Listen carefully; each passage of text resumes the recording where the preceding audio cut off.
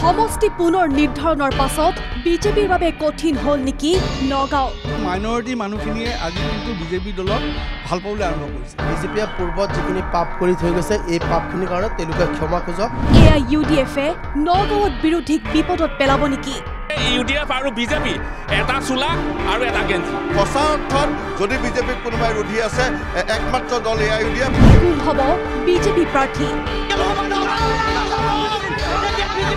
কিয় বাৰে বাৰে চালানি কৰি মানুহ আনি দিবলগীয়া হৈছে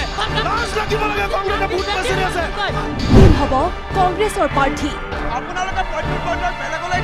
ইণ্ডিয়া এলায়েন্সে সদায় নিকা সম্পন্ন এজন ব্যক্তি বিচাৰে সকলোবিলাক আমাৰ ভৰি তলত পৰিব লাগিব আমাক ভৰি তলত ৰখাৰ ক্ষমতা এনেকে নহয় নগাঁও লোকসভা সমষ্টিৰ বাবে কি হ'ব নিৰ্বাচনী ইছ্যু আমি কোনোবা ধৰ্মীয় সকামত অসমীয়া মানুহে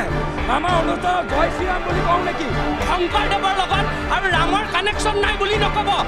দীক্ষিত শৰ্মাৰ সৈতে জনমত 2024 চাবৰে কৌকুচক কটেষ্ট কৰিব হিন্দু মুছলমানৰ ৰাজনীতি নকৰিব